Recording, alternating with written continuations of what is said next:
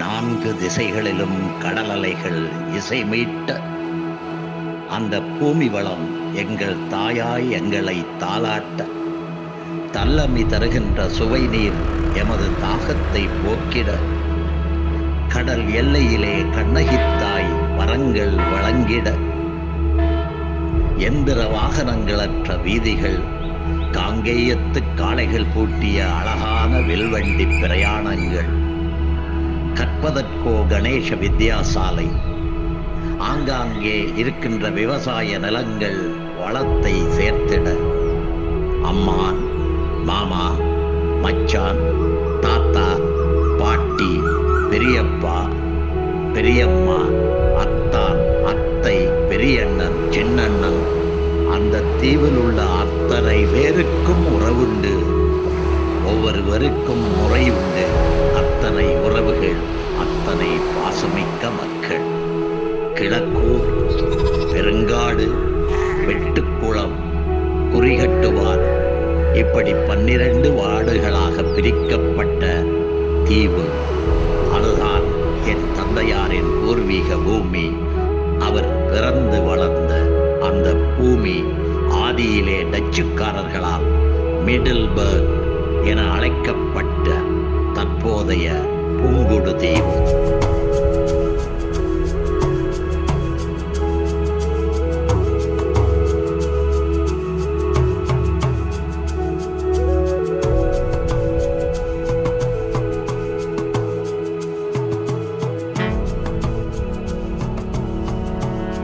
யாழ்ப்பாண குடாநாட்டின் வடமேற்கே அமைந்துள்ள சப்ததீவுகளில் ஒன்றுதான் புங்குடு. இந்த புங்குடு தீவு இந்த தீவு தொகுதிகளின் மத்தியில் காணப்படுவதனால் ஒல்லாந்தர் இந்த தீவுக்கு மிடில்பர்க் என்று அழைத்திருந்தார்கள்.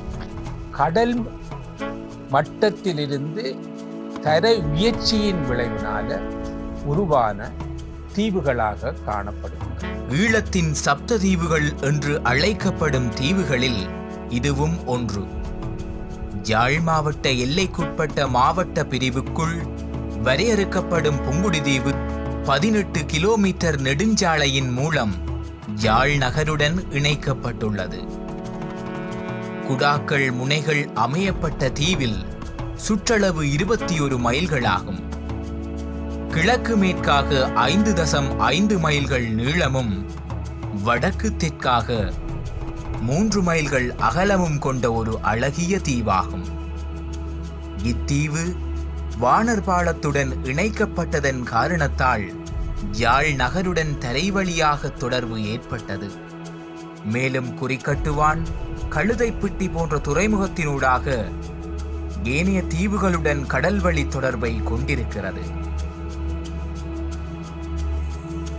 பொதுவாக இங்கு நிலத்தோற்றத்தை நாங்கள் பார்க்கின்ற போது இந்த பிரதேசம் அதாவது சிப்பி சங்கு போன்றதான் இந்த தரையின் கீழ் காணப்படுகின்ற ஒரு தரைத்தோற்ற பண்புகள் கொண்டதாக இருக்கிறது. இவை தவிர இந்த புங்குடு தீவு உட்பட இந்த தீவு பகுதியானது இலங்கையில் 3 காலநிலை வலயங்களாக நாங்கள் வகுக்கலாம். ஈர வலயம், உலர் வலயம், உலர் வலயம் என்று அழைக்கின்றனர். அதில் உயர் வலயத்தில் உட்பட்டு காணப்படுவதாக இங்கே மழை வீழ்ச்சியும் சராசரி வருடாந்தம் 50 அங்குலத்துக்கு குறைவானதாகவே இருப்பதை நாங்கள் காணுகின்றோம். புங்கை மரம் நிறைந்து காணப்பட்டிருந்ததனால புங்கு உடு தீவு என மருவி இருக்கலாம் என கூறப்படுகிறது.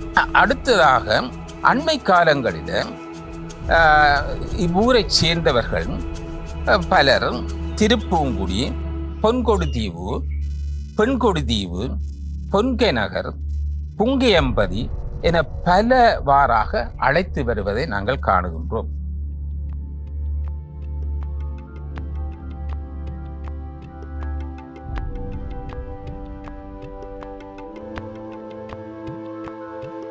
இலங்கையின் வடமாகாணத்தில் 4 பக்கங்களாலும் கடலால் சூழப்பட்ட தீவுகளின் நடுவில் கம்பீரமாக அமையப்பெற்றிருக்கும் புங்குடு தீவு வரலாற்றின் பக்கங்களில் கல்வியால் தலைநிமிர்ந்த தனித்துவமான ஊராக தன்னை அடையாளப்படுத்திக் கொண்டுள்ளது.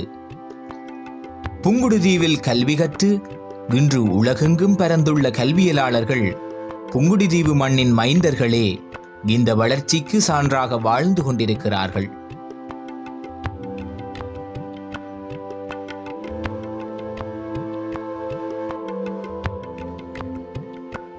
பிரித்தானியர் காலத்தில் பிரித்தானியர் வந்த ஆரம்ப காலங்களில் புங்குடுதி உட்பட யாழ்ப்பாண குடாநாட்டில் எல்லா பிரதேசங்களிலும் முறைசாரா கல்வி முறைதான் அங்கே இருந்தது. அதாவது என்னென்றால் திண்ணைப்பள்ளி, நிலாப்பள்ளி, குருகுலப்பள்ளி, பட்டறைப்பள்ளி என்று பள்ளிகளாக அவர்கள் அதாவது வீடுகளில் போய் படிக்கிறது, மற்ற கோயிலில் கொண்டு போய் படிப்பிக்கிற புராண படனங்களை பாடுவது, இப்படியான கல்வி முறை தான் காணப்பட்டு வந்தது பிரித்தானியர் வரும் வரையும். அதற்கு முதல் முறை சார்ந்த கல்வி அங்கே காணப்படவில்லை. பிரித்தானியர் வருகையின் பின்னர் தான் போர்த்துகீசர் அவர்கள் முறை சார்ந்த கல்வியை கொண்டு வந்திருக்கிறார்கள். ஆனால் அவர்கள் தங்களுடைய மதம் சார்ந்த ரீதியிலான அமைப்பில தான் அவர்கள் முறை சார்ந்த கல்வியை அவர்கள் உள்வாங்கி இருக்கிறார்கள். ஆனால் பொதுவாக இங்கே புங்குடுதீவை பொறுத்தவரையில் முறைசாரா கல்வி இருந்து முறை சார்ந்த கல்வியை முதலாக ரோமன் கத்தோலிக்க பாடசாலையை உருவாக்கியதன் மூலம் கத்தோலிக்கர் முதலிடம் பெறுகிறார்கள். அதன் பின்னர் அமெரிக்கன் மிஷன் பாடசாலைகள், குறிப்பாக மடத்துவழி அமெரிக்கன் மிஷன் பாடசாலை, பெருங்காடு அமெரிக்கன் மிஷன் பாடசாலை, திருப்பிட்டி அமெரிக்கன் மிஷன் பாடசாலை என்று 3 அமெரிக்கன் மிஷன் பாடசாலைகள் ஆரம்பிக்கப்பட்டது 1830களில். இவ்வாறான பாடசாலைகள் ஆரம்பிக்கப்பட்டு நடைமுறையில் செயற்பட்டு வந்த காலத்தில் இந்துக்கள் அல்லது சைவர்கள் தங்களுடைய பிள்ளைகள் கிறிஸ்தவ பாடசாலைகள் படிப்பது மூலம் தங்களுடைய எதிர்கால வாழ்வு சிதைவடைய போகின்றது என்ற கருத்தை கொண்டு சைவ பாடசாலைகளை பெருமளவுக்கு ஏற்படுத்த தொடங்கினார்கள். குறிப்பாக பசுபதி பிள்ளை என்பவர் புங்குடுதி உச்சாமனாயிருந்தவர். அவருடைய காலத்து 1910ஆம் ஆண்டில் புங்குடுதி கணேச வித்தியாசாலை, புங்குடுதி பராசக்தி வித்தியாசாலை 2 பாடசாலைகளும் ஆரம்பிக்கப்பட்டன. ஆரம்பத்தில் பிறந்த கிராமம் ஊரதி கிராமம். அப்போ ஊரதி திருநாகரி வித்தியாலயம் என்னோட பொழுது கோபுரம் கட்டி கொண்டிருக்கிறோம். அதுக்கு அறியாமல் எந்த பள்ளிக்கூடம், அந்த பள்ளிக்கூடத்தில் நாங்கள் ஆரம்ப கட்டினாமல் நாங்கள் போய் மாரியாலம்னா எங்களுக்கு வேறு சந்தோஷம்னா அதில் எல்லா இடம் நெல்லி விதைச்சிருப்பாங்க. அதனால அந்த கூரை வழிகள் சொல்லி இடம் வந்தது. அதில் நெல்லி விதைச்சி நாங்கள் உடலில் செஞ்சு அந்த அதையில் தான் கொடுத்து சாப்பிட்றது எல்லாரும் கீரை தான் செய்யறது. வந்து இப்படி நல்ல ஒரு வயன் அடிச்சு கொடுக்குறது.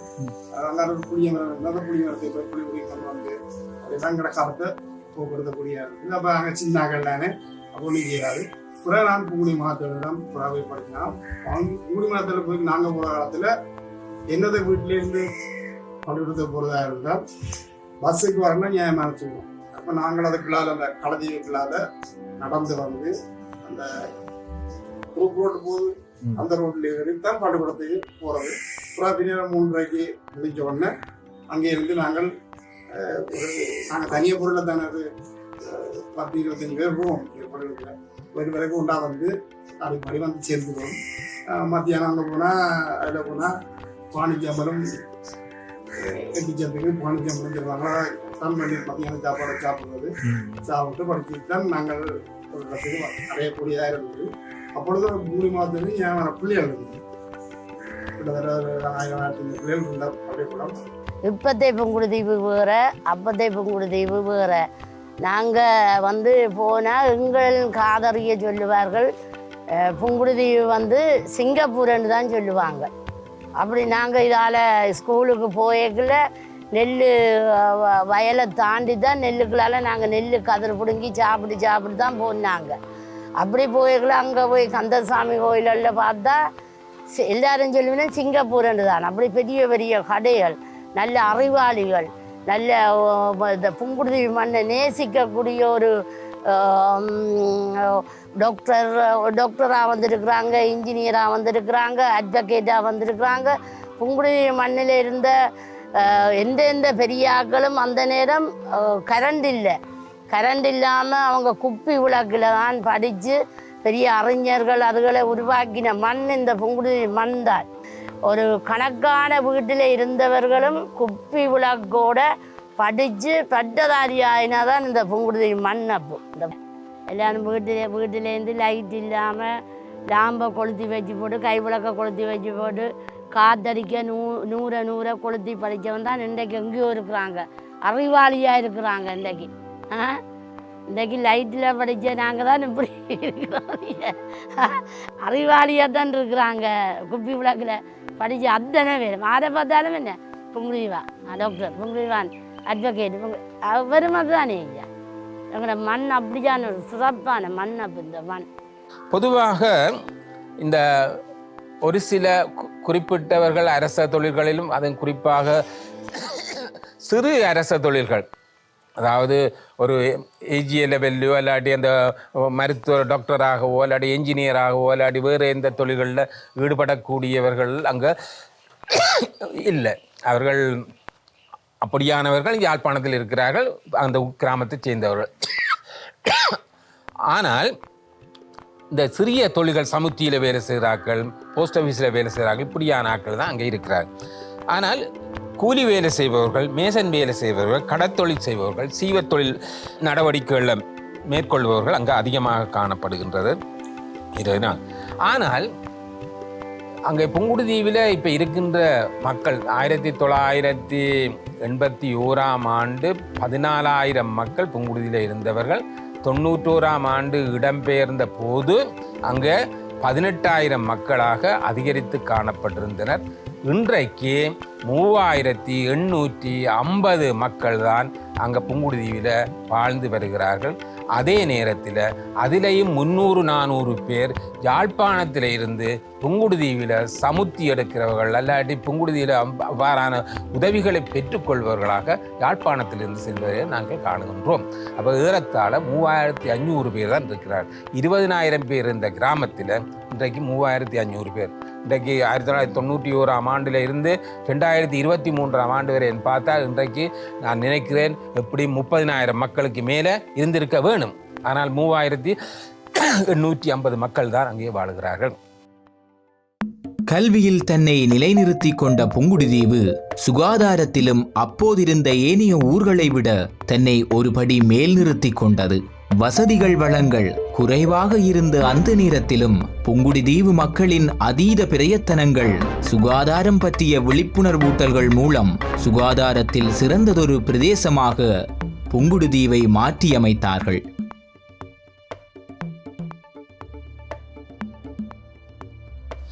பொதுவாக இடப்பெயர்வுக்கு முதல், அதாவது ஒரு டிஸ்ட்ரிக்ட் ஹாஸ்பிட்டல் என்று சொல்லுங்கள், ஒரு மாவட்ட வைத்தியசாலை எங்களுடைய புங்குடுதீவு வைத்தியசாலை காணப்படுது. இப்போ ஆதார வைத்தியசாலை, சிறு வைத்தியசாலையாக இங்கே காணப்படுகிறது. இடப்பெயர்வுக்கு முன்னர் ஒரு ஆயுர்வேத வைத்திய குழாம் இந்த புங்குடுதீவில் இருந்தது. அதாவது தம்பிராசா என்பவர், மற்றது Thambipillai, Ganesh doctor, Kanagaratnan doctor, Rajaratnan doctor போன்ற பல்வேறு மருத்துவர்கள், ஆயுர்வேத மருத்துவர்கள் அங்கே கிராமம் காணப்பட்டதுனால அந்த மருத்துவத்துறை விருத்தி அடைந்ததாக இருந்திருக்கு. அதே நேரத்தில் இது அரசினர் வைத்தியசாலையும் சுறுசுறுப்பாக இயங்கியது அந்த காலத்தில். டாக்டர் சபாரட்னம் போன்றவர்கள் அர்ப்பணிப்போடு வேலை செய்தவர்கள் நான் இருந்த காலத்தில் நான் பார்த்திருக்கின்றேன், அர்ப்பணிப்போடு வேலை செய்தவர்கள். ஆனால் அந்த நிலை தற்போது இல்லை. வைத்திய தட்டுப்பாடு காணப்படுகின்றது. மற்றது ஆயுர்வேத வைத்தியர்கள் குறைவாக இல்லை. குறிப்பாக கணேஷ் டாக்டருடைய மகன் டாக்டர் ஸ்ரீதரன் மட்டும்தான் அங்கே கிழக்குல கமலா வைத்தியசாலை வியாழன் சொல்லி அந்த 2 நாட்கள் நடத்தி கொண்டு வருகிறார் என்று நாங்கள் பார்க்கிறோம். அப்போ மருத்துவத்துறையை பொறுத்த வரையில் எங்களுக்கு ஒரு இடர்பாடு காணப்பட்டாலும் இன்னும் ஒன்று, அண்மையில் எங்களுடைய புலம்பெயர் சமூகங்கள் ஆம்புலன்ஸை வாங்கி கொடுத்திருக்கிறார்கள், ஆஸ்பத்திரியை திருத்தி கொடுத்திருக்கிறார்கள், பல்வேறு செயற்பாடுகளை எல்லாம் செய்து கொண்டு வருகிறார்கள். அது போதுமானதாகவோ அது போதுமற்றதாகவோ இருக்கின்றது என்பதை மருத்துவ சமூகம்தான் அவற்றை உணர வேண்டியதாக இருக்கின்றது. அதே நேரத்தில் தற்போது போக்குவரத்து வசதிகளின் விரிவாக்கம் அண்மை காலத்தில் அதிகரிச்சிருக்கு. ஆகவே யாழ்ப்பாணத்துக்கு வந்து பெரிய ஆஸ்பத்திரியில் அவர்கள் வைத்திய சேவையை பெற்றுக்கொள்வதற்கு அவர்களுக்கு நல்ல வசதி வாய்ப்புகளும் இருப்பதனால புங்குடுதீவை பொறுத்தவரையில் மருத்துவ ஓரளவுக்கு சமாளிக்கக்கூடிய ஒரு துறையாக காணப்படுவது நாங்கள். அப்போ எங்களுக்கு இந்த பெண்களுடைய சக்தி ஒரு பாரிய சக்தியாக பின்னுக்கு வளர்ச்சி அடைய தொடங்கினது. அதில் நாங்கள் என்ன செய்வோம் என்றால் ஒவ்வொரு கிராமத்திலும் ஒரு சிறுமதான முகாம்களை அமைச்சு அதிலே காலையிலே அந்த பகுதிகளை தேவாலயம் என்றாலும் சரி அல்லது பொது இடங்கள் என்றாலும் சரி அந்த இடங்களில் சிறுமதான பணிகளை மேற்கொண்டு அதன் பிறகு 2 மணிக்கு கூட்டம் ஒன்று நடத்துவோம். அந்த கூட்டத்திலே இப்போ சுகாதார சம்பந்தப்பட்ட ஒரு கருத்துக்களை கூறுவதற்காக சுகாதார இலாகாவுடன் இணைந்து அதிலே பணியாற்றுகின்ற பெரியவர்களை கொண்டு வந்து இவர்களுக்கு சுகாதாரம் சம்பந்தப்பட்ட கல்விகளை நாங்கள் ஊட்டக்கூடியதாக இருந்தது. நாங்கள் ஆரம்பத்திலே இந்த பொது மருத்துவம் அவர்களுடன் நாங்கள் வீடுகளுக்கு சென்று பிள்ளைகளுக்கு இந்த தடுப்பு மருந்துகளை கொடுக்க சென்றால் தாய்மார்கள் போறவங்களையும் பேசி பிள்ளைகளையும் கொண்டு போய் பூட்டி விடுவார்கள். அப்போ சில மருத்துவ மாதர்கள் அழுது தான் வருவார்கள். அப்படிப்பட்ட ஒரு பிற்போக்கான அந்த அந்த அந்த அந்த துறையை பற்றி அந்த மருந்தை பற்றி எந்த விதமான ஒரு அறிவற்ற ஒரு தாய்மார்களாக இருந்ததால் அவர்களில் பிழை இல்லை. அதை பற்றிய விளக்கம் அவர்களுக்கு இல்லாத காரணத்தினாலே அவர் அப்படியான ஒரு செயலை செய்து வந்தவர்கள். அதன் பிறகு நாங்கள் இந்த சுகாதார சம்பந்தப்பட்ட அந்த வைத்திய அதிகாரிகள் பெரியவர்களையும் போன்றவர்களை கொண்டு வந்து இந்த தடுப்பு மருந்து என்ன காரணத்துக்கு பிள்ளைகளுக்கு கொடுக்கறது, இந்த தடுப்பு மருந்து கொடுக்கறதால பிள்ளைகளுக்கு என்ன பலன் அந்த விளக்கங்களை கொடுத்தது. அப்படி படிப்படியாக இந்த மாதர்களுக்கு ஊடாக கிராமம் முழுக்க இந்த முகாம்களை நடத்தி சுகாதார சம்பந்தப்பட்ட வேலை திட்டங்களை முழுமையாக கிராமத்திலே வேரூன்றை செய்தது நாங்கள். 72ஆம் ஆண்டுக்கு முதலே ஆரம்பத்துக்கு அத்திவாரம் போட்டு நாங்கள் பிறகு சர்வோதயம் தொடங்கின பிறகு பாரிய அளவிலே அதை விஸ்தரித்து நாங்கள். அடுத்தது பிரச்சனை என்னென்னா எங்களுடைய கிராமத்திலே மத்தியிலே ஒரு வைத்தியசாலை தான் இருந்தது. அப்போ கிட்டத்தட்ட 25,000க்கு மேற்பட்ட மக்கள் இங்கே வாழ்ந்தவர்கள். அப்பொழுது எங்களுடைய கிராமத்திலே கூடுதலாக தாய்மார்கள் அந்த பிரசவ காலத்திலே இறக்கிறது கூட, குழந்தைகளும் ஒரு வலது குழந்தை பிள்ளைகளாக அங்கவீனர் பிள்ளைகளாக பிறக்கிறது கூட. அப்போ இப்படிப்பட்ட செயல்பாடுகள் இந்த கிராமத்திலே இருக்கின்ற பொழுது அவர்கள் என்ன செய்வார்கள் என்றால் ஒரு வைத்தியசாலை என்றால் கிளினிக்கு போக மாட்டேங்க. ஏன்னா 25,000 மக்கள் கொண்டதில் கட்டாயம் ஒரு நெருக்கடியான இது. அப்போ பாடசாலை போகிற பிள்ளைகள், வேலைக்கு போகிற கணவன்மாருக்கு உணவு பிரச்சனைகள் இருக்கிற காரணத்தால் அவரை உரிய காலத்தில் உரிய வைத்திய சேவையை பெற முடியாத ஒரு சூழ்நிலை அந்த நாட்டில் இருந்தது.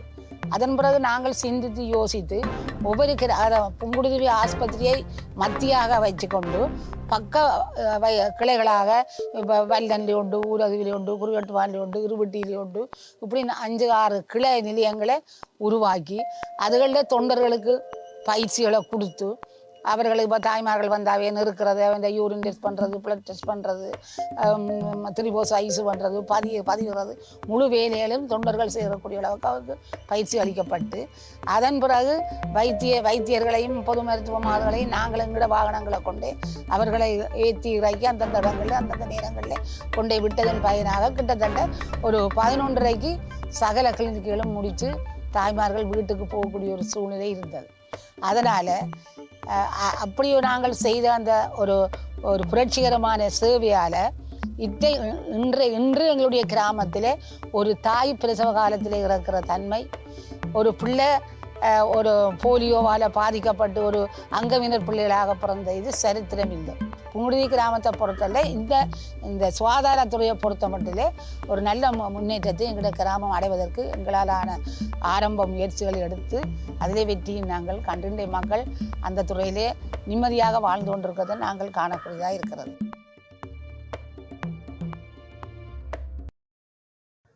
தீவு பகுதிகளின் சிக்கலான பிரச்சினைகளில் ஒன்று போக்குவரத்து. 4 பக்கங்களும் கடலாலும் சதுப்பு நிலங்களாலும் சூழப்பட்ட தீவுகளில் பாதைகளை அமைப்பதும் போக்குவரத்தில் ஈடுபடுவதும் சிரமமானதொன்று. இருப்பினும் புங்குடுதீவு மக்களின் விடாமுயற்சியினால் போக்குவரத்து பாதைகளை அமைத்து தர அரசாங்கத்தை நம்பியிருக்காமல் தாமே முன்வந்து பாதைகளை அமைத்து கொண்டார்கள். அம்பலவாணர்னு சொல்லி அவர் இருக்க கடல்லான அவர் வண்டில் கொண்டு போய் தான் மண்ணை போட்டு தான் அந்த பாலமாயே வந்தோம். அந்த ரோட்டா வந்து புறாது மெயினாக்கினது. இப்போ அவங்க சொல்கிறாங்க என்னென்னா அதை செய்யணும்னு சொன்னால் இது தனியாக செய்தது. இந்த பாலம் வந்து உண்மையிலேயே எங்கிற இலங்கையிலேயே எங்கிற வேலன பாலம் தான் பெரிய பாலம். அங்கே பாம்பன் பாலம் பெருசு மாதிரி இந்தியாவில். இப்போ இலங்கையிலே எங்களுக்கு இதுதானே இப்போ பெருசு. இப்போ அந்த பூனரியெல்லாம் பாலம் பெருசு, ஆனால் குறைவு தானே வீதி. இந்த வேலனை தான் பெருசு.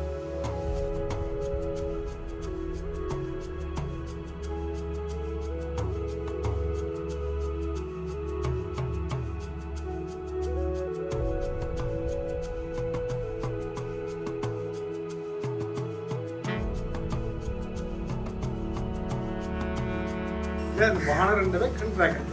அது உண்மையின்படியாக என்னென்றால் அவர் வந்து மலேசியாவில் தான் இருந்தார்.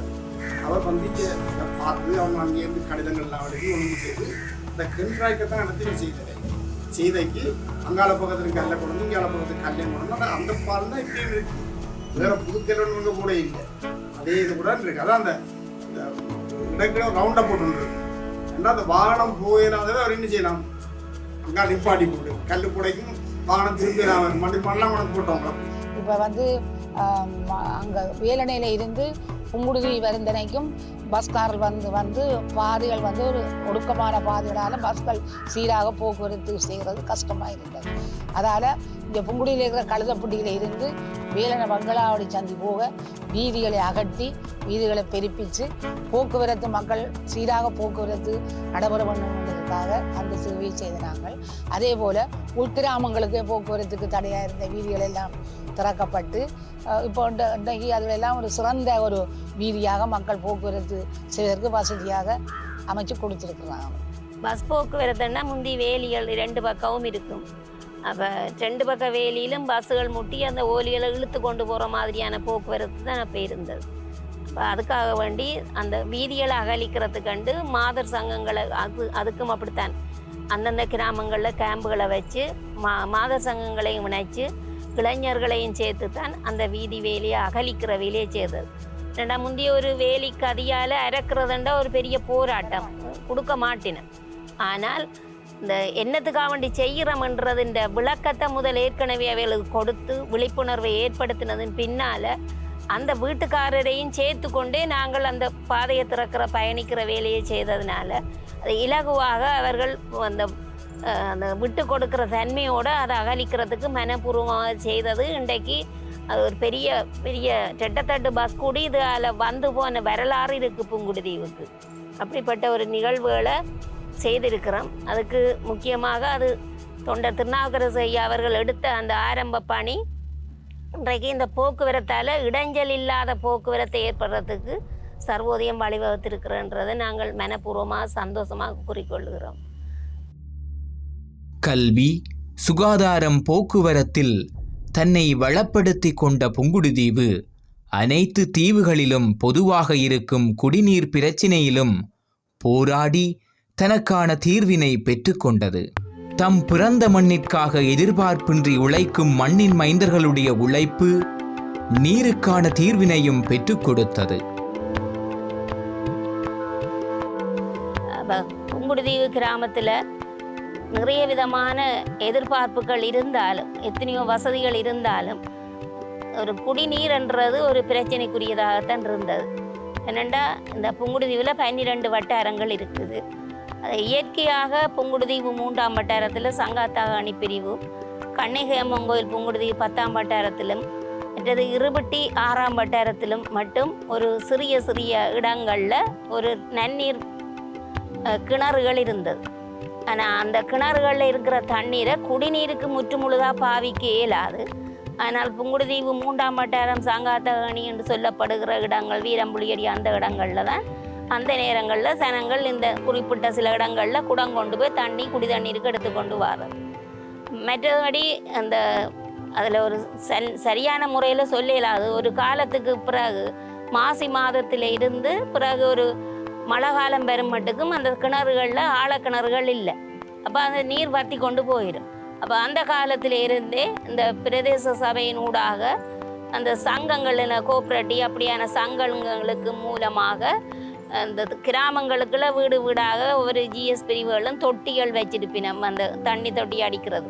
இப்போ அவர்கள் வேலணையிலிருந்து அந்த தண்ணியை கொண்டு வந்து இந்த சாட்டி என்ற இடத்துல இருந்து கொண்டு வந்து தொட்டிகள் கிடைச்சா அந்த கூப்பன் காட்டுகளுக்கு அளவாகத்தான் தண்ணி கொடுப்பினோம். அப்போ இப்படியான ஒரு பிரச்சனை இருந்த காலகட்டத்தில் இப்போ தொண்டர் அவர்கள் இந்த பிரச்சனைக்கு ஒரு காலம் அப்படி தான் போய்கொண்டிருந்தது. இப்போ மக்கள் வாழ்ந்தும் தண்ணி பற்றாக்குறை இருக்கிறதுனால குடிநீருக்கு ஒரு தண்ணி, அப்போ அந்த காலங்களில் அந்த கிணறுகளில் நல்ல தண்ணி எடுத்த தண்ணி போக அதை பிறகு சமையலுக்கு எடுப்பார்கள். அதை பிறகு திருப்பி இந்த பாத்திரங்கள் உரத்துக்கு கொண்டு ஒரு தண்ணி வச்சிருப்பினோம். இந்த அப்படியான முறையில் கிணத்து தண்ணியில் மலசல கூடங்களுக்கு பயன்படுத்துவினோம். இந்த அப்படியே தண்ணியை பிரித்து கையாண்ட ஒரு நிலைமை தான் புங்குடுதீவில் ஆரம்பத்தில் இருந்தது. அப்போ அதற்காக என்ன செய்யலாமென்று தொண்டரவர்கள் கிணறுகளை தேடுவாரத்துக்கு அந்த கிணறுகளை தூர்வாரி எடுத்து அதற்குரிய விழிப்புணர்வுகளை மக்களுக்கு கொடுத்து கிணறுகள் துப்புரவு செய்து விடுறது, பொது கிணறுகளை துப்புரவு செய்து விடுவது, குளங்கள் எல்லாம் சேறு தேங்கி நிற்கிற குளங்களுக்கு தூர்வாரி எடுத்து நல்ல தண்ணி மாறி காலத்தில் வர தண்ணியை தேர்க்கிறது.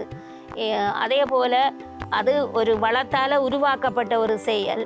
பின்னால் ஒரு நிரந்தரமான ஒரு குடிதண்ணீர் தேவை புங்குடுதீவுக்கு எப்பவும் மக்களுக்கு தேவை இருக்குன்றதுனால சாட்டியில் 5 பரப்பு காணியை காசு கொடுத்து விலைக்கு வாங்கி அங்கே ஒரு கிணறு கட்டி அதில் இருந்து 1978ஆம் ஆண்டில் இருந்து இன்று வருந்தனைக்கும் அங்கே குடிநீரை அங்கே இருந்து எடுத்து வந்து புங்குடுதீவு கிராமம் முழுவதும் விநியோகிக்கின்ற சேவையை கடந்த 45-50 வருஷமாக நடந்து கொண்டிருக்குது. அந்த 45 வருஷங்களுக்கு மேலாக இந்த குடிநீர் விநியோக சேவை சாட்டியிலிருந்து எடுத்து வர்றதை அவர் செய்து கொண்டிருந்தவர். இப்போ அந்த சேவையை நாங்கள் இன்று வருந்தனைக்கும் விடாமல் இருந்த நாங்கள் இப்பொழுது என்ன நடக்குது என்றால் 1990ஆம் ஆண்டு 91ஆம் ஆண்டுகளில் தீவக பகுதியினுடைய இடம்பெயர்வு ஏற்பட்டது. இப்போ அந்த காலங்களில் தண்ணீர் பிரச்சனையை நாங்கள் நினைக்கிற மாதிரி செய்ய முடியாத பவுசரை கொண்டு போய் செய்ய முடியாத நிலைமை இருந்தது. 91ஆம் ஆண்டுக்கு பின்னால் இங்கே நின்ற 2 பவுசர்கள் இந்த வாகனங்கள் எல்லாமே சேதப்படுத்தப்பட்டன. இப்போ அதுக்கு பிறகு நாங்கள் இடம்பெயர்ந்த காலகட்டங்களில் இந்த குடிநீர் சேவையை செய்ய முடியாமல் இருந்து பிறகு மீண்டும் 1996ஆம் ஆண்டு மீண்டும் நாங்கள் இங்கே வந்திருந்த பொழுது அந்த தண்ணியை தொடங்குறதுக்கு எங்களால் பெரிய அளவில் பவுசர் மூலம் கொண்டு வரத்துக்குரிய வசதி இது ஏற்படவில்லை. அதனால் சின்ன பவுசர் டிராக்டர் பவுசர் ஒன்றை வேண்டி அந்த தண்ணியை ஏற்றி கொடுத்து கொண்டு இருந்த நாங்கள் மக்களுக்கு விடாமல். அதுக்கும் பின்னாலே இந்த கீபிடுகள் குண்டு போடுறதுகள் அப்படியான நடவடிக்கைகள் வர்ற பொழுது இந்த எரிபொருள் இல்லாத நிலைமை வந்துட்டுது. இப்போ டிராக்டருக்கு 1 லிட்டர் டீசல் வாங்குறான்றது 500 ரூபாய்க்கு அந்த காலத்திலேயே 91-96லேயே 1000-500 ரூபாய்க்கு டீசல் வாங்க வேண்டிய நிலைமை வேறு. அப்போ இங்கே இருந்து சாட்டிக்கு போய் பவுசரை கொண்டு வந்தால் பகலில் தண்ணி ஓடையலாது. அப்போ இரவில் டோச்சை பிடிச்சி நிலத்தில் டோச்சை பிடிச்சி கொண்டு தொண்டர் தான் போவேர் தண்ணியை டிராக்டரை கொண்டு போய் தண்ணி இரவில் எடுத்து கொண்டு வந்து நிலத்துக்கு வாகனத்துக்கு லைட்டு போடாமலுக்கு டோர்ச் லைட் நிலத்துக்கு அடித்து தண்ணி கொண்டு வந்து மக்களுக்கு கொடுத்தது. அதே போல் போக்குவரத்து தடப்பட்டு பாலம் முடப்பட்டு அதுகளுக்கு பின்னால் அராலியால் பாதையால் போகிற பொழுது தோணியில் போய்த்தான் சைக்கிளில் இங்கேருந்து டியூப்பை கொண்டு போய் தோணியில் போய் அங்கால இறங்கி அங்கால வெளியிடத்து ஆக்கள்கிட்ட பெட்ரோலை வாங்கக்கூடிய ஆக்கள்கிட்ட வேண்டி கொண்டு வந்து பிறகு சைக்கிளில் பயணம் செய்து தான் பிறகு டிராக்டரை இரவு 10 மணிக்கு பிறகு லைட்டை மின்னவா போட்டு கொண்டு போய் தண்ணி கொண்டு வந்து கொடுத்த காலங்கள் எல்லாம் இருக்குது இந்த வரலாறு. இப்போ அதுக்கு பிறகு 2001ஆம் ஆண்டு அவர் இறந்ததுக்கு பிற்பாடு புங்குடுதீவிலிருந்து புலம்பெயர்ந்து லண்டனில் வசிக்கிற அந்த சங்கங்கள் அப்படி அமைப்புகளாக இருந்தவர்களில் ஒரு 3-4 பேர் எங்களோட நிலையத்துக்கு நிறுவனத்துக்கு வந்தவர்கள். அவர்கள் வந்து கேட்டவர்கள் இப்படி தொண்டர் திருநாவுக்கரசு அண்ணன் அவர்கள் இறந்ததன் பிற்பாடு இந்த தண்ணீர் சேவையை செய்கிறதுக்கு உங்களுக்கு என்ன கஷ்டம் இருக்குன்னு கேட்டவர்கள். இப்போ நாங்கள் சொன்னோம் அந்த சேவை மிக மிக மக்களுக்கு தேவையான ஒரு சேவை. இதனை செய்வதற்கு எங்கள்கிட்ட இருந்த பவுசர்கள் எல்லாம் இல்லாமல் போனதுனால நாங்கள் எங்களுக்கு ஒரு பவுசர் ஒன்று தேவை என்று கேட்டேன் நாங்கள். அப்போ அவர்கள் அந்த செவி மடுத்து போய்த்தான் அந்த உடனே அவை 2002ஆம் ஆண்டு வந்தவர்கள் 2003ஆம் ஆண்டு லண்டனில் இருக்கிற புங்குடுதீவை சேர்ந்த 17 தனியார் ஒவ்வொருத்தரும் தனிப்பட்ட முறையில் சங்கங்கள் அண்டு இல்லை தனிப்பட்ட முறையில் தங்களுடைய பங்களிப்பை செய்து அந்த நேரம் 25,50,50,000 ரூபா பெறுமதியான ஒரு 11,000 லிட்டர் தண்ணி கொள்ளக்கூடிய ஒரு பவுசரை எங்களுக்கு எடுத்து தந்தவர்கள் முதல்ல. அப்போ அந்த பவுசரால் நாங்கள் இதை செய்து கொண்டு இந்த தண்ணி சேவையை இன்று வரையும் செய்கிறோம். நாங்கள் பிறந்த காலத்தில் நாங்கள்லாம் ஒரு கிட்டத்தட்ட 10-12 வயசுல அப்படி கிராமத்தில் தான் பிறந்தேன். அப்போ அந்த வயல் கிராமத்தில் முடிகிறோம்னா வயல் வயல்ல எங்களுக்கு நாங்கள் அந்த பரிகாலத்தில் எங்களுக்கு சீனியர்லாம் இருந்தவங்க அதையெல்லாம் என்ன சொன்னா அந்த தை மாதத்துல நெல் பண்ணி போடுறோம். அந்த வயல்ல மூலையில ஒரு கிடங்கு பிண்டை ஒத்தி விட்டா தண்ணி விடும். அப்படியே தண்ணியில பட்டை அடாம்பி தண்ணி எடுத்து எங்களை வெட்டி கொண்டு அதை குளிக்கிறது கொஞ்சம் இருபாட்டி தண்ணிலாம் இருந்தாலும் அதுல அந்த வழியை விட்டா தண்ணி குடிச்சு வந்து நடந்து கொண்டு அப்படித்தான் தண்ணி தேவை வந்தது. ஆனா அந்த ஆடி காலத்துல கடும் வளர்ச்சி காலத்துல சமூக சேவை திணைக்களம் இருக்கு. அந்த திணைக்களம் வந்து கொஞ்சம் அரசாங்கம் ஒதுக்கி உங்களுடைய சாட்டியில வந்து தண்ணியை ஜீவன்னா அது தண்ணியை அது காட்டம் இருக்கு. அந்த காட்டை ஒரு குடும்பத்துக்கு ஒரு உடன்கட்டு கூட வந்து இருக்கிறதே தண்ணி இருக்கிறது. அதைக்கு காசு சமைக்க அரசாங்கம் கொடுத்த காசு தண்ணி எடுத்து வீட்டுக்கு 50 எடுத்து கட்டி கொண்டு வந்தது அதுதான் நடந்து கொண்டு. அப்படி ஒரு காரிய தண்ணி தட்டுப்பாடுன்ற ஒரு நிலை இதுக்கு என்ன சனம் அதுக்கேற்ற மாதிரி வாழப்படாது. மழை பெய்தா அந்த தும்பு வெள்ள தண்ணி நிற்கு அவைகள் தான் போயிட்டு நம்ம குளத்துல ஒரு தேங்கின தண்ணி இருந்தா ஒரு 15 நீக்குவாங்க. அது முறையும் போயிட்டேன். ஒரு அனுபவத்தில் ஒன்று இருந்தால் நான் வங்காளையை போயிருக்கு அங்கேயே ஒரு குளத்துலாம் போயிடுச்சு. இன்றைக்கு வங்காளையிலேண்டா 2 தண்ணி வந்து வீடு முழுக்க ஏகோடினா வந்துச்சு. எல்லா தண்ணிக்கு மேலும் லைட்டுக்கு மேலும் பெரிய குழம்பு மேலே இருக்கு. அங்கே போயிட்டு அப்படி இருக்கு. அது வந்து அப்போ எங்கிற அனுபவம் அது பார்க்கக்கூடிய இருந்தது. அப்படித்தான் தண்ணி பிரச்சனை இருந்தது. அந்த கம்மன் கோழி பக்கத்தில் நல்ல தண்ணி இருந்தது. அப்போ அங்கே அந்த அந்த ஏரியாவில் உள்ளவங்களுக்கு வண்டில் மாடு வண்டி வந்து அங்கே ஏற்றி கொண்டு அதே மாதிரி சங்கத்தான கோழி பக்கத்துலையும் நல்ல தண்ணி இருந்தது. இப்போ அங்கே உள்ள மக்கள் அதை பார்த்து வரணும். அதே மாதிரி மாரியம்மன் கோழி பக்கத்துலையும் நல்ல தண்ணி இருந்துக்காது. அதையும் பயன்படுத்திக்கிட்டு ஒரு 20 இன்னும் கொஞ்சம் நல்ல தண்ணி இருந்தது. அதை பயன்படுத்திக்கிட்டு அப்போ அந்த விவசாயம் செய்த உடனே அந்த பயன்படுகளில் தண்ணி கிரங்கி நின்றதால தண்ணியில கொஞ்சம் தட்டுப்பாடு. 25,000 மக்கள் இருக்கிறது இப்படி தண்ணி தட்டுப்பாடு கிடையாது.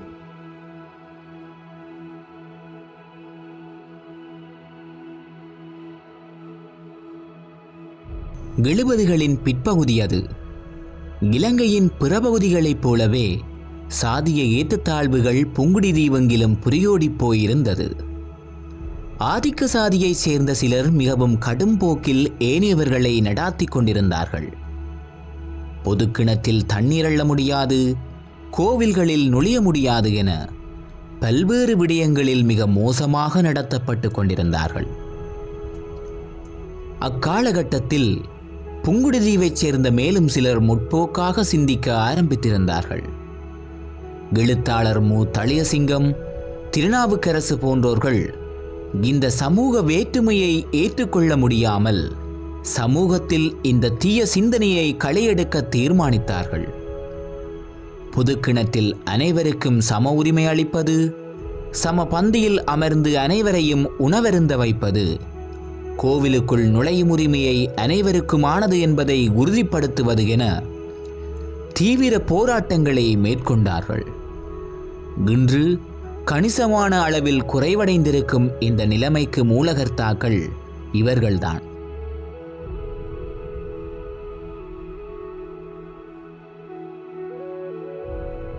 மற்றது இந்த கேரதி என்ற ஒரு கிராமம் இருக்கு ஐயா. அது சில பேர் கேரதி வேண்டாம் பூநகரி என்று நினைக்கிறது. இந்த புங்குடுதியில் ஒரு கேரது என்ற ஒரு இடம் இருக்குது. அது வந்து இப்போ 300-400 வருஷங்களாக இந்த காற்றுகளால் அந்த மண்ணுகள் வீசப்பட்டு ஒரு புட்டி நிலம் மாதிரி கிட்டத்தட்ட ஒரு 125 ஏக்கர் விஸ்தீர்ணம் கொண்ட ஒரு இடமாக இருக்குது. அதில் வந்து பலவிதமான மரங்கள், இந்த ஈஞ்சுகள், முள்ளு மரங்கள், அப்படியான மரங்கள் வந்து பற்ற காடுகள்.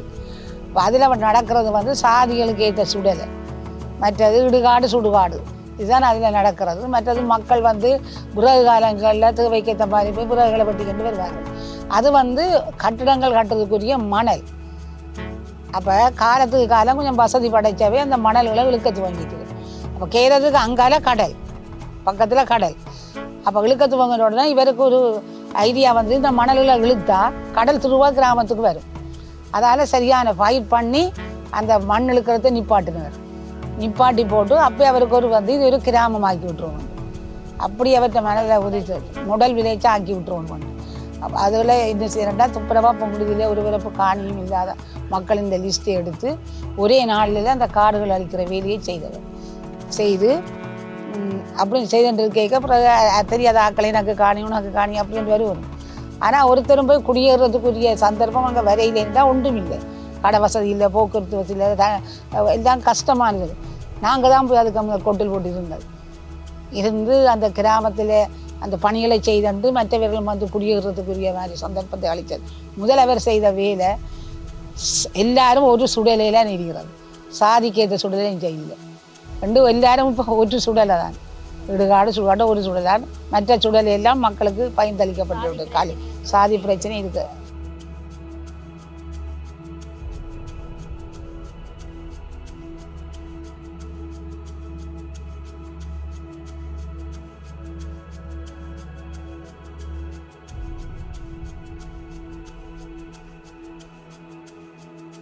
சமூகத்தில் இருக்கிற இந்த சாதி பிரச்சனைகளை முன் தூக்கி வச்சிருக்கிற ஆக்கள் கொஞ்சம் சமூகத்தில் கொஞ்சம் அந்தஸ்து கூடினவே மற்றவையே கொஞ்சம் கீழே வச்சு பார்க்குற தன்மை புங்குடுதீவுக்குள்ளே இருந்தது. அப்போ அதில் இப்போ கோயிலுக்கு உள்ளுக்க நுழைய விடாத தன்மை இருந்தது. அதே போல் சமபந்தி போசனம் சபையில் இருத்தி வச்சு சாப்பாடு கொடுக்குறது, எல்லாரோடும் சேர்ந்து சாப்பாடு கொடுக்காய் நம்ம தனித்துவமாக வச்சு கொடுக்குறது. மற்ற சுடலையில் எரிக்கிறதுக்கு தனிப்பட்ட சுடலைகளை வச்சு அதுகள்லாம் நீங்கள் எரிக்கணுமென்று சொல்லி செய்கிறது. இப்படியான நிலைமைகள் வந்து ஒரு சமூகத்தின் ஒரு பின்னடைவான சிந்தனைகள்ன்றது அந்த காலத்தில் அவைக்கு புரிய எல்லா பரம்பரையாக செய்து கொண்டு வந்ததையே கிராமங்களில் கூட இருந்தது. அதில் கூடுதலாக காரநகரும் புங்குடுதீவும் இதில் கொஞ்சம் கூட இறுக்கமான கட்டுப்பாட்டோடு அப்படி வாழ்ந்தவர். ஆனால் ஒரு காலகட்டத்தில் இப்போ இது சம்பந்தமான வேலை திட்டங்களை செய்கிற பொழுது இங்கே புங்குடுதீவில் நிறைய படித்தவர்கள் எல்லோரும் நிறைய கல்விமான்கள் பெரிய பதவிகளில் இருக்கிறவர்கள் அப்படி என்று அந்த காலத்திலேருந்து புலவர்கள், வித்துவான்கள், ஆசிரியர்கள், பேராசிரியர்கள் இப்படி என்று நிறைய பேர் வாழ்ந்த இடம்தான். ஆனாலும் அந்த வாழ்க்கை வந்து இந்த விஷயங்களில் ஒரு தடக்கல்ன்றது ஒரு காலகட்டத்துக்கு பிறகு தான் தெரிய வந்தது. அப்போ அதை உடைச்செறியணுமன்றதுக்காக இப்போ மூத்தளைய சிங்கம் ஆசிரியர்கள், மூப்போண்டு அவற்ற சம்பியார், மற்றது தொண்ட திருநாவுக்கரசு இப்படி போன்றவர்கள் சர்வோதயத்தின் அறங்காவலர். இப்போ இவர்கள் வந்து இதுக்காக வேண்டி போராடி அதுகளை உடைச்சவர்களை உதாரணத்துக்கு தொண்ட திருநாவுக்கரசு கேரதில் இந்த சுடலையை அது வந்து 2 சாதிகளுக்கு ஆக்களுக்கு ஏற்ற மாதிரி சாதிக்கு ஏற்ற சுடலை இது மற்றவிய எரிக்க வேணாமன்ற பிரச்சனைகளுக்கெல்லாம் முகம் கொடுத்து அதை ஒரு சுடலையிலேயே எல்லாற்ற இதுவும் எரிக்க வேணுமன்ற நிலைமைக்கு கொண்டு வந்து விட்டவர். அதே போல் சமபந்தி போசனம்ன்றது வந்து சபைகளுக்கு போனால் அவைகளை உள்ளுக்கு எடுத்து சாப்பாடு கொடுக்காயினம், தண்ணி வெண்ணி கொடுக்காயினம். அப்போ இது மாற்றி எறிகிறதுக்காக வேண்டி சர்வோதயத்தின் ஊடாகவும் அங்கத்தவர்கள் மாதர் சங்கங்கள் ஊடாகவும் இதை தெரிவு செய்து பெரிய ஆக்கள் இந்த பெரிய படித்த வித்துவான் பண்டிதர் போன்றவர்கள் எல்லாரையும் சேர்த்து கொண்டு போய் ஒரு பொது இடத்துல வச்சு எல்லாரையும் கூப்பிட்டு சமபந்தி போசனம் செய்விச்சவர். அதே போல் தலையசிங்கம் ஆசிரியர் அவர்கள் கோயிலுக்குள்ளே போக முடியாது இருந்தது. அப்போ அவர்களை கோயிலுக்குள்ளே கூட்டி கொண்டு போய் அவர்களோட இந்த கோயில்காரரோட நிர்வாகத்தோட பிரச்சனைப்பட்டு தான் அப்படியான உள்நுழைவுக்கு வழிவகுத்து விட்டவர். கிணத்துல தண்ணி அள்ளையலாது, தண்ணி அள்ளுறதுக்காக வேண்டி அதுகள் கால் கடக்க நிற்குங்கள், நாங்கள் அள்ளி கொண்டு போகிறது ஒரு மனிதாபிமானத்துக்கு சிந்திச்சு பார்க்க முடியாத சூழ்நிலையில் மக்களோட வாழ்க்கை முறை இருந்ததை அவர் மாற்றி அமைச்சவர். அப்படி செய்ய அவர் அடி வாங்கினவே இந்த பணிகளை செய்ய வெளிக்கிட்டவையிலரும் அடி வாங்கி சிறை போன ஆக்கள். ஆனாலும் சமூகத்துக்கு நல்லதை செய்துட்டு போயிருக்கணும். அது இன்றைக்கு அது மாற்றப்பட்டு எல்லாருமே சமமன்ற நிலைமைக்கு வந்திருக்கிறது ஒரு பெரிய ஒரு ஒரு எடுத்துக்காட்டான செயல். இது புங்குடுதீவுக்கு ஒரு தனித்துவமானது. இது எடுத்து செல்லப்பட்டிருக்கிறது இந்த எல்லா கிராமங்களுக்கும் இது போயிருக்குது. அதே போல் என்ன இருந்தாலும் புங்குடுதீவில் இந்த கொடுக்கல் உதவி உடனுதவுற பணிக்கு ஒரு தரும் தடை இல்லை. அல்லது விருந்து உபசாரத்திலும் புங்குடுதீவு எந்த இடத்திலும் சளைச்சதில்லை. அதுக்கேற்ற மாதிரி இப்போவும் புலம்பெயர்ந்து வாழ்ந்தாலும் இந்த கிராமத்தையும் இந்த தாங்கள் வளர்ந்த அந்த பிரதேசத்தையும் வளர்க்குறதுக்காக இப்போ இருக்கிற இங்கேருந்து புலம்பெயர்ந்து போன சமுதாயம் நிச்சயமாக கொடி கட்டி கொண்டு தான் நிற்கிறது. இன்றைக்கு நாங்கள் உதவி செய்து இந்த கிராமத்தை வளர்க்குறதுக்கு சகலரும் ஒத்துழைப்பு கொடுத்து கொண்டிருக்கிறார்கள். இங்கே நடக்கிற பணிகள் இந்த கோயில் பணியாக இருந்தான, சமூக பணியாக இருந்தான, அல்லது மரநடுகையாக இருந்தான, என்ன பணியை எடுத்தாலும் அவர்களுடைய பங்களிப்பு இப்போ இருக்கிற காலத்தில் இது இருக்க போகுது.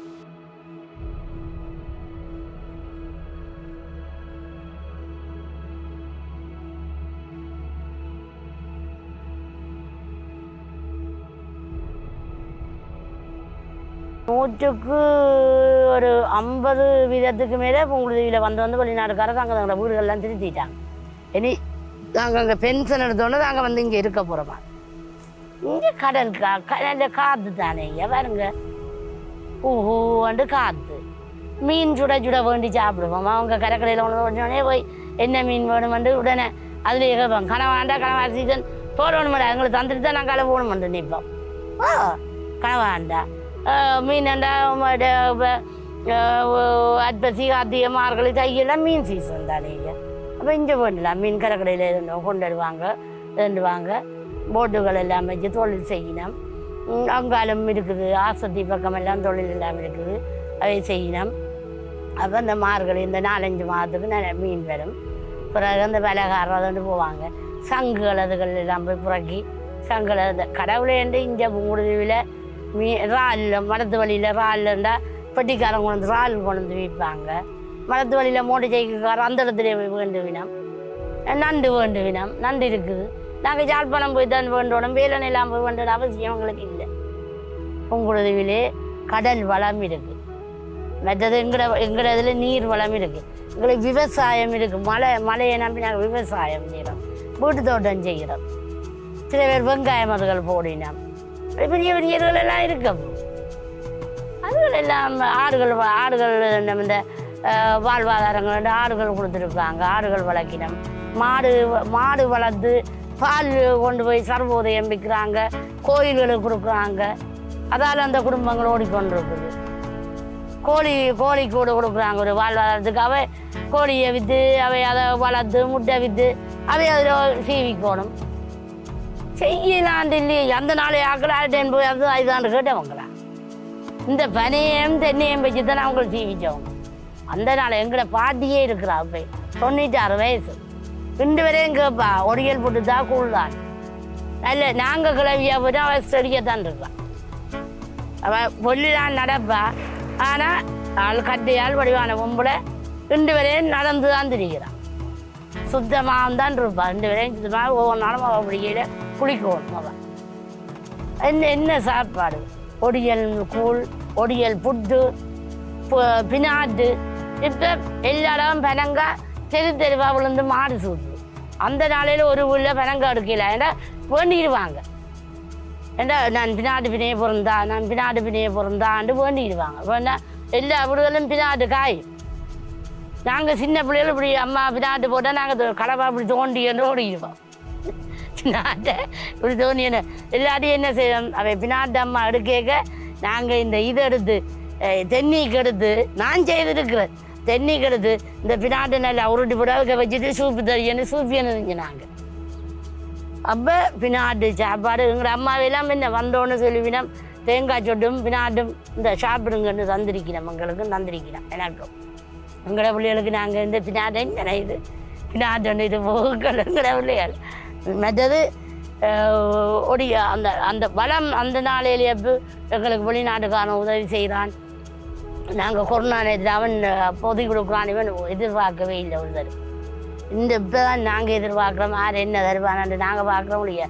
அந்த நாளை ஆக்கள் தங்களோட வீடுகள்லேருந்து தங்களோட பிள்ளைகளை படிப்பிச்சு தங்களோட பிள்ளைகளை உத்தியோகமாக்கி என்ன செய்யுது கிழங்க பின்னா இதை போட்டு கொட்டையை புறக்கி அதை மண்ணுக்குள்ளே வச்சு அதை கிழங்க புறக்கி அப்போ சொல்லிவினேன் 2 இப்போ என்னம்மா சாப்பாடுன்ட்டு கேட்டாவான் 2 கிழங்குண்டா கொண்ட சாப்பிடு பள்ளிக்கூத்துல அதான் சாப்பாடு. எல்லாத்தையும் கிழங்கு மலம் கொண்டு உடைச்சி போட்டு தேங்காய் போட்டு அதை போட்டு துவைச்சி போட்டு இதுதான் உருட்டி போட்டு கொடுப்பேன், இதுதான் சாப்பாடு. அப்படி செய்து தானே அவங்க இன்றைக்கு எங்கே இருக்கிறாங்க. நாங்கள் புட்டையை விச்சானே இடியப்புத்தா விச்சானே இட்டரியை சுட்டானே இங்கே நாங்கள் எங்கே இருக்கிறோம். நாங்கள் அந்த நாளையாக இந்த கிட்ட நாங்கள் போகலாதைங்க. அதில் இருந்தானே இப்போ அவங்க படித்து அறிவாளியாயினோம். அவங்க இன்றைய வீடு லைட்டு வீடு ஃபேன் வீடு ஃப்ரிட்ஜு எந்த பிள்ளை இல்லை எங்கே இல்லை. அதை ஃப்ரிட்ஜு தண்ணி இல்லாமல் இப்போ குடிக்கிறதுகள் இல்லை பிள்ளைகள். இதை உலகம் இந்த இங்கே தந்தது இந்த நம்மளோட பொங்குடி விசாகந்தூரில் இது உலகம் தந்தவை 100 மாதளம் கண்டு தந்தவை.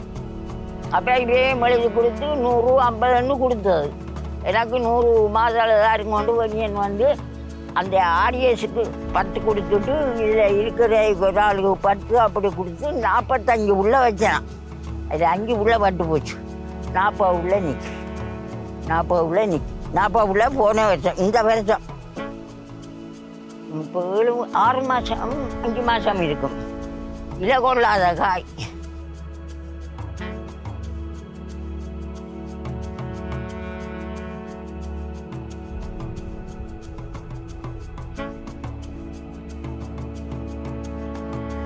அதில் அந்த அடிப்படையில் மடத்துவழி பகுதியில் விவசாயம் பண்ணுறது ஏனைய எல்லா பகுதியிலும் குறிப்பாக விவசாய நிலங்கள் இருக்குது. மடத்துவழியில் தண்ணி நிலம் போல பெருவாரியாக இருக்குது. அதில் நாங்கள் வருஷம் 20 ஏக்கர் கிட்ட வயல் வைக்கிறோம். அது பெரிய சிக்கல் என்னென்னா கட்டாக்காளி மாடு எங்களோட புலம்பெயர்ந்த மக்கள் நிறைய முந்தி வீட்டுக்கு வீடு மாடு வளர்த்து பால் கறந்து பால் விற்று தங்களுக்கு பிள்ளைகளுக்கு பால் கொடுத்து எல்லாருமே நல்லா இருந்தபடியாக அந்த மாடுகள் விட்டுட்டு போயிருக்க அவ்வளோ மாடும் இப்போ கட்டாக்காளியாக போயிட்டுது. அதை மீள இருந்த இப்போ திருப்பி இருக்கிறார்கள் முந்தி இருந்தார்கள் வளர்க்குற மாதிரி அக்கறை காட்டாதபடியால் எல்லாமே ஒதுக்கப்பட்டு கட்டாக்காளியாக கூட்டமாக தெரியுது. அதுகள் வந்து பயிர்களை நிறையவே சேதப்படுத்துது. மாடும் தேவைதான், இருந்தாலும் கட்டுப்பாடு இல்லாத மாடுகள் இங்கே தேவையில்லாத ஒரு நிலையால் இன்றைக்கு சமூகத்தில் தொழில் செய்யாமல் மாட்டு இறைச்சி அடிக்கிறது மாட்டை விற்கிறது அப்படி ஒரு தள்ளப்பட்டிருக்கணும் ஒரு குறிப்பிட்ட ஆக்கள். நான் மட்டும் இல்லை, என்னோட சேர்ந்து நிறைய பேர் மடத்து வழியில் வயல் வைக்கணும் பயன்பெற்று கொண்டிருக்கோம். இந்த கடைசி இந்த ஆண்டு தான் எங்களுக்கு முற்ற அழிஞ்சது. மழை இல்லாமல் தண்ணி இல்லாமல் அதுக்கு முற்பட்ட ஆண்டு நாங்கள் 10 லட்சம் ரூபா வரைக்கும் நெல் விற்ற நாங்கள் அதுக்கு இந்த வரைக்கும் அந்த நெல் தான் சாப்பிட்டு கொண்டிருக்கிறோம். உங்களில் விளைஞ்ச நெல் தான் சாப்பிட்றோம். அதே மாதிரி இதில் சுதா உருத்திரன் பாசி நிறைய பேர் மற்றது ரீகன் போன்ற மற்ற நிறைய பேர் சொல்லி கொண்டு போகலாம். சிறியண்ண அப்படி ஆக்கள் எல்லாருமே தொடர்ச்சியாக செய்து கொண்டிருக்கணும். உங்களில் வந்து என்ன எல்லா வகையான மண் வளங்களும் இருக்குது. எல்லா வகையான மரங்களும் வளரக்கூடிய 100% சாத்தியம் இருக்குது. அதில் ஒவ்வொரு பகுதியில் விட்டு நல்ல பகுதிகள் இருக்குது, நிறையவே இருக்குது. அதில் இந்தியாவில் நடுத்தி பிரதேசம் வந்து பூசணி பெருவாரியை இப்போ செய்து பெரிய வெற்றி காரணியம் என்ற வெங்காயம் முதல் பிரமேந்த உறவுகள் நிறைய வெங்காயம் செய்து இங்கே இருந்து ஏற்றுமதி செய்யுது. அதாவது வன்னி பிரதேசத்தில் போயிருந்து அங்கே வாழ்ந்தாலும் வெங்காயம் வைக்கிற காலத்தில் இங்கே வந்து வெங்காயம் குறியட்டுவான் நடுத்தி பிரதேசம் அதுக்கு பேர் போன இடம். அது மாதிரி பூசணி செய்து கொண்டிருக்கணும். இப்போ முத்தியெண்ணெய் எண்ணெயாக்கள் வாழெண்ணெய் எல்லாம் பூசணி செய்யணும். அப்படி அதுக்குரிய மண் அது பூசணி வெங்காயம் மற்ற அப்படி செய்யக்கூடிய மண். அதே மாதிரி இருவட்டி பிரதேசங்கள் பயறு மற்றது வயல் நிலங்களும் இருக்குது. சிறுதானியங்கள் செய்யக்கூடிய பிரதேசம் இருக்குது. அதே மாதிரி வெள்ளன் பகுதி என்றது வந்து வெள்ளன் பகுதியில் செம்பாடு மண் இருக்குது, களிமண் இருக்குது, வண்டல் மண் இருக்குது, வயல் நிலங்கள். வெள்ளன் பிரதேசம் நிறைய குளங்கள், குளத்தோடு அண்டிய மேட்டு நிலங்கள், குளத்திலிருந்து இறைக்கக்கூடிய மாதிரி தோட்டம். தங்களோட வசதிக்கு வெள்ளன் பகுதியில் செய்து கொண்டிருக்கணும். கோயிலை கூட இந்த முறை செய்த வேல் கோயிலில் ஆர்வம் குறைவு.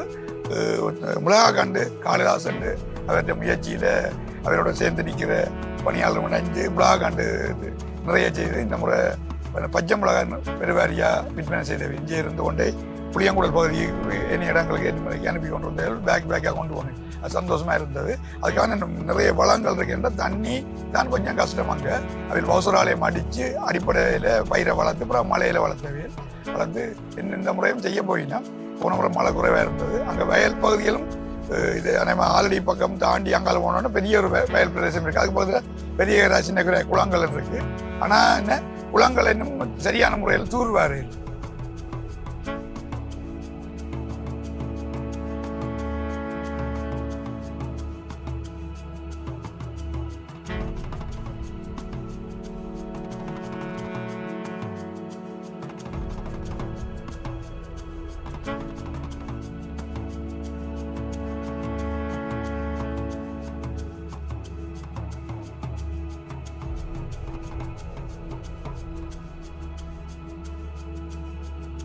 எங்களுக்கு இப்போ சீசனுக்கு ஏற்ற மாதிரி தொழில் நடக்குது. அதில் தை மாதம் அந்த கனவா மீன்கள் படும். 7ஆம் 8ஆம் மாதத்தில் நண்டு தொழில் செய்வினோம். மார்கழி மாதங்களில் அந்த களங்கண்டி என்று சிறகு வேலை பாஞ்சு சிறகு வேலை தொழில்கள். அந்த காலத்தில் எங்கள் அப்பாக்கள் வீச்சு வேலை மீன்கள் பிடிச்சி அடி வேலைகள் மீன்கள் பிடிச்சி. இப்போ பெரும்பாலும் மீன்கள் படுறது குறைவு. அது விலைவாசிகள் இப்போ நண்டு தொழில் தான் செஞ்சு இருக்கிறாங்க எங்களோட தொழில் எல்லோரும். இப்போ வேறு இப்போ கொஞ்சம் கூடுதலாக கஷ்டம்தான். இந்தியன் வருகைகளால் சிறகு படகு ரோலர் படகுகளால் அந்த விலையில் இந்த மீன் இனங்கள் எல்லாம் அழிஞ்சு போச்சு. அதால் எங்களுக்கு இப்போ சரியான மீன் படுறதோ நண்டோ அந்த கடல் உணவுகள் சரியான ஒரு வீழ்ச்சியை தான் சொல்லுவது. நாங்கள் இந்த போட்லாம் தொழில் செய்கிறது. இது 25 ஹோஸ் சுசுக்கி இன்ஜின். இப்போ நாங்கள் இப்போ 5 கிலோமீட்டர் போகிறோண்டா 30 லிட்டர் எண்ணெய் முடியும். வெண்ணெய் விலையால் தூரம் போய் நாங்கள் தொழில் செய்யலாது. அதுக்கேற்ற மாதிரி மீன்களோ நண்டுகளோ பிடிமானங்களும் இதாக இல்லாமல் போச்சு. அழிஞ்சு போடு கடல் வளங்கள் அழிஞ்சு கொண்டு போகிறதுல நாங்கள் சரியான கஷ்டத்துக்கே இருக்கிறோம். இப்போ இந்த போட் மருந்து உடைஞ்சாலும் போட் மருந்து சரியான விலை. இந்த கண்ணாடி விலை உண்டு இது பைபர் செய்கிற மருந்துகள் அந்த பாயன்னு சொல்கிறது. அதால் இப்போ சரியான தொழிலாளிகள் இப்போ குடும்பங்களும் கஷ்டங்களும் தான். இப்போ நாம் அடிவேலை வச்சிருக்கிறோம். அதை ஒரு பார்க்க போவோம்.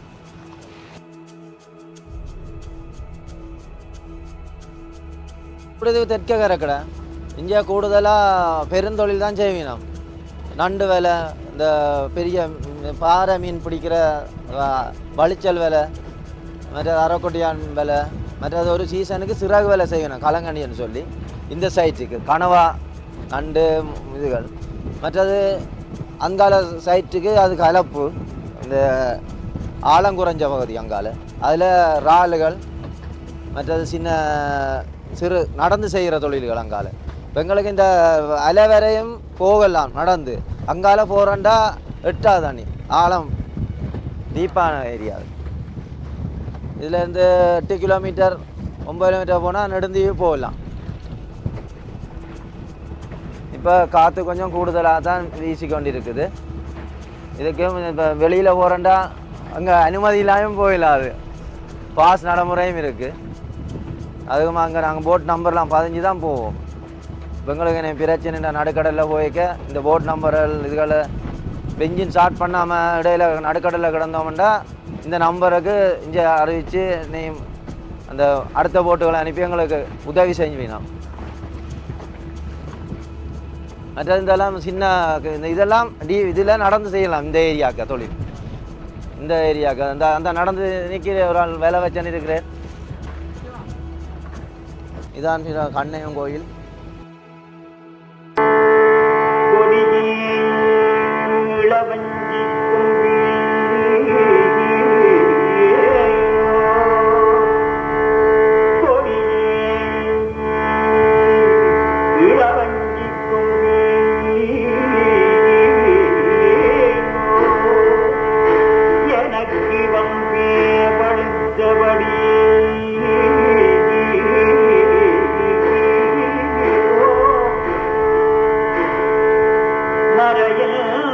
பரிமள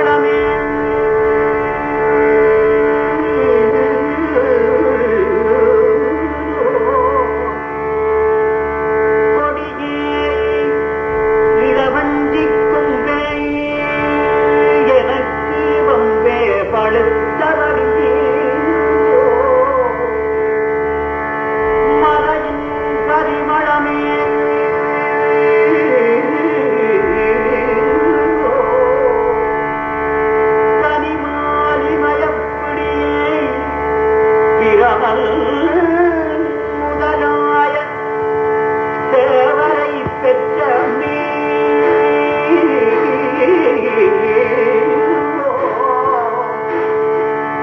பிரம முதலாய தேவரை பெற்றகமே அடியேன் பிறந்து இங்கு இனி பிறாமல் வந்து அன்று கொள்ளே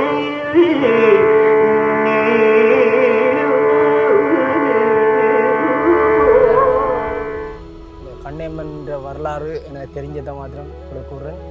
இந்தியாவில் இருந்து ஒரு பேழி ஒன்று அடைஞ்சு வந்தது. அப்போ அந்த ஒரு இடியன் மாடு மேய்ச்சவர், அவர் ஒரு இதுலேருந்து ஒரு 2 கிலோமீட்டர் தள்ளி மாடு மேய்ச்சல் இருந்தவர். ஆக அவர் அந்த உறங்கிட்டார், அந்த டைமில் உறங்கிட்டார். அந்த மாடுகள் அந்த அம்மன் வரப்போராண்டு அதுகளுக்கு தெரியும், ஏற்கனவே தெரிஞ்சிருக்கு, அது கடவுள் படைப்பு தானே மாடுகளும்.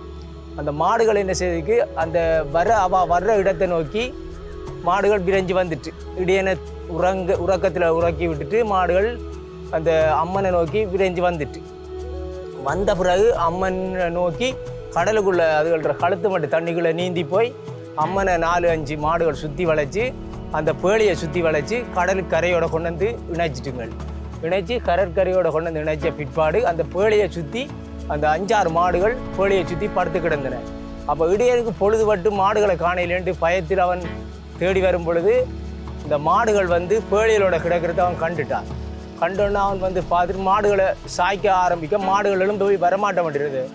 அதாவது அந்த இடியன் குரலுக்கு அது செவி சாய்க்க மாட்ட மாட்டிட்டு அம்மனுடைய அதுகள் படுத்து கிடக்க வலிக்கிட்டு. அப்போ அம்மன் அவர் பார்த்த இடியன் ஒரு வழியும் இல்லை என்று உடனடியாக அந்த மாட்டு பண்ணையிட போய் சொல்லியார், இப்படி எங்களோட மாடுகள் வருதியில் ஒரு பேழியை சுற்றி கிடக்கு, இந்த பேழி என்ன பேழி என்று தெரியாது, நானும் பார்க்கல வாங்குவோன்னு சொல்லி அந்த ஊர் கிராம மக்களையும் கூட்டிக்கண்டு அவர் வாடுறார். அந்த முதலாளி வந்து பார்த்து கேட்க ஒரு பெரிய பேழி உண்டு அந்த மாடுகள் சுற்றி வளைச்சி கிடக்கு.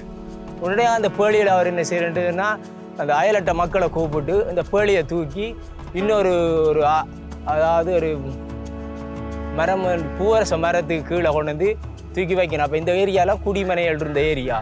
அப்போ அந்த குடிமனையை நோக்கி அந்த பூவரசில் கொண்டு போய் அந்த பேழியை வைக்கணும். பேழியை வச்சு அந்த ஓப்பன் பண்ணி திறந்து பார்க்கும் பொழுது அதுக்குள்ளே ஒரு அம்மன்ற சிலை ஒன்று இருக்குது.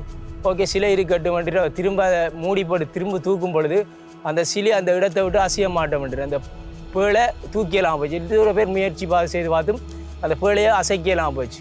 அப்போ உடனே என்ன செய்யுச்சுன்னா அந்த இடத்துலையே அவள் இருக்க கனவில் தோன்றி சொல்லிக்கா, எனக்கு இதில் ஒரு கோயில் ஒன்று உருவாக்குங்க, இந்த வளாகத்தில் எனக்கு ஒரு கோயில் ஒன்று உருவாகுங்க, அப்போ தான் நான் அந்த இடத்துக்கு வருவேன் என்று சொன்ன பிற்பாடு கனவில் தோன்றி சொன்ன பிறகு உடனே அவங்கள ஒரு கோயில் ஒன்று ஆரம்பத்தில் சின்ன கோயிலாக கட்டி அதை மெழுகூட்டி இப்போ பெரிய ஒரு கோயிலாக உருவாக்கி அவள் அந்த பாதங்கள் எல்லாம் இருக்கு, அவள் வந்து குந்தின இடங்கள் அதெல்லாம் அந்த நினைவுக்கல்லாக அவங்க இப்போ அதை பூசி சென்றிருக்கிறாங்க. அடுத்து என்னென்னு சொன்னால் இப்போ அது பிரம்மாண்டமான கோயிலாக உருவாகி உலகத்திலே ஒரு இறைவன் அம்மன் கருணையாகும் நம்பவன் கோயிலாக உருவாக எதிர்பார்க்கின்றோம். வருஷம் இந்த அம்மன் தேர் ரெண்டோடனே எண்ணெய் கேனுகளும் அவட அந்த கோயில் தேர் இழுக்கிற வடங்கள் எல்லாம் இந்தியாவிலேருந்து நேர்ந்து விட்டால் அது இங்கே வந்து சேரும். அவங்க கரையில் வந்து எடுத்துக்காங்களே எத்தனையோ முறை எடுத்து அம்மனுக்கு அந்த கயிறும் தேரில் போட்டு படமாக இழுத்திருக்கீன்னு. அப்படி பெரிய ஒரு புதுமை வாய்ந்த அம்மன், சிறப்புமிக்க அம்மன். இப்பொழுது இந்த ஊரில் இந்த கண்ணகை அம்மன் உட்பட ஒரு 100 கோயில்கள், பெரிதும் சின்னதுமாக ஒரு 100 கோயில்கள் அமைந்திருக்கின்றன. அதுவும் சைவ கோயில்கள், அது மட்டுமில்லை கிறிஸ்தவ கோயில்களும் இருக்கின்றன, புரட்டஸ்தாந்து கோயில்களும் இருக்கின்றன. என்றாலும் கூட இந்த சைவ கோயில்களிலே கிட்டத்தட்ட 100 கோயில்கள் இருக்கின்றன. ஊரை சுற்றி, கிராமத்தை சுற்றி, தெற்கு, இது வடக்கு, தெற்கு, மேற்கு போன்ற பல பகுதிகளிலே 100க்கும் மேற்பட்ட கோயில்கள் இருக்கின்றன. இருந்தாலும் அவற்றிலே 10 கோயில்களுக்கு ராஜகோபுரம் இருக்கிறது. 100 கோயில்களிலே 10 கோயில்களுக்கு ராஜகோபுரம் இருக்கிறது. அதிலே ஒன்றுதான், முக்கியமான ஒன்றுதான் இந்த கண்ணகை அம்மன் கோவில். ராஜராஜேஸ்வரி கண்ணகை அம்மன் என வழங்கும் ராஜராஜேஸ்வரி அம்பாள் ஆலயத்தினுடைய கும்பாபிஷேக திருவிழா இன்று நடைபெறுகிறது. அந்த கோயிலின் தெற்கு கோபுரத்துக்கு முன்னாக இருந்து நான் பேசிக்கொண்டிருக்கிறேன். அந்த தெற்கு கோபுரத்துக்கு முன்னுக்கு கடற்கரை இருக்கிறது. அந்த கோபுரத்துக்கும் கடற்கரைக்கும் இடையிலே சவுக்கு மர காடு செயற்கையாக செய்யப்பட்டிருக்கிறது. இந்த சின்ன வயது அனுபவத்தை சொல்ல வேண்டும். இந்த கிராமத்திலே பிறந்தவர், இந்த கிராமத்திலே வளர்ந்தவர், இப்போது ஆசிரியராக வெளியிருக்கிறேன். அந்த சிறு வயதிலே இந்த கோயிலுக்கு வரும்பொழுது, இப்பொழுது நான் நினைக்கிற ஒரு 30-40 ஆண்டுகளுக்கு முன்பு சிறுவனாக இருக்கின்ற பொழுது என்னுடைய அம்மா 5% கொடுத்து அனுப்புவார், கோயிலுக்கு போயிட்டு வாங்க. இந்த கோயிலுக்கு வந்து கோயிலை கும்பிட்டு கோயிலை சுற்றி வந்து அப்பொழுதெல்லாம் இந்த சக்கரை தண்ணி குடிப்பார்கள். அந்த சக்கரை தண்ணியை அதிகமாக வாங்கி குடித்து அடிக்கடி கோயிலை சுற்றி வருவது சக்கரை தண்ணி குடிப்பது, கோயிலை சுற்றி வருவது சக்கரை தண்ணி, அந்த நினைவுகள் எல்லாம் இப்பொழுது மறக்காமல் இருக்கிறது. அதே போல் இப்பொழுதும் அந்த சக்கரை தண்ணி விற்கின்ற இடம் இருக்கிறது, இப்பொழுதும் விற்கிறார்கள். அப்பொழுது தனியே சக்கரை தண்ணி இப்பொழுது ஐஸ் போட்டு விற்கிறார்கள். அந்த அனுபவத்தை என்னால் மறக்க முடியாது, இந்த கோயிலுடைய அனுபவத்தை மறக்க முடியாது.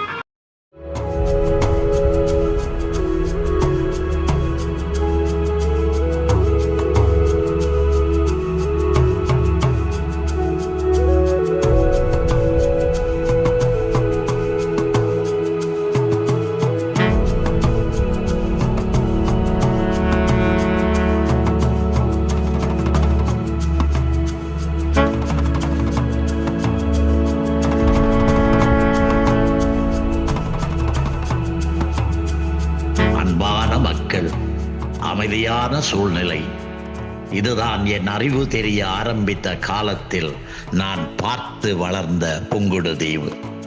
அங்கிருந்து யாழ்ப்பாணம் போக வேண்டுமானால் 2 கடல்களை வள்ளத்திலே கடந்துதான் போக வேண்டும். என் காலத்தில் என் உறவுகள் பலர் படித்தது சிதம்பரம் அண்ணாமலை பல்கலைக்கழகத்தில். அவர்களுக்கும் கப்பல் பயணம்தான். அதேபோல் விவசாயத்துக்கான காளைகள் தமிழ்நாட்டு காங்கேயத்திலிருந்து பெரிய வள்ளங்களை இணைத்து கட்டி அவற்றிலே ஏற்றி வருவார்கள். கரையோரத்தில் நின்று நான் அந்த காட்சிகளை பார்த்து ரசித்த நாட்கள் பலவுண்டு. என்னை பொறுத்தவரை அது ஒரு கனாக்காலம். எந்த கண்ணகி அம்மன் கோவில் அருகே நடந்த சிலப்பதிகார விழாவில் என் மாமா வித்வான் ஆறுமுகம் அவர்கள் நடத்திய அந்த விழாவில் மாப்போசி, கீவா ஜெகநாதன், பேராசிரியர் ஞானசம்பந்தன் ஆகியோருடைய பேச்சுக்களை எல்லாம் கேட்டு நான் என்னையே மறந்தேனோ, என் வாழ்க்கை பாதையை அன்றே மாற்றி அமைத்தேனோ. அதே கோவிலின் புனரமைப்பு குடமுழுக்கு 100 கோடியிலே சென்ற வாரம் நடந்தது.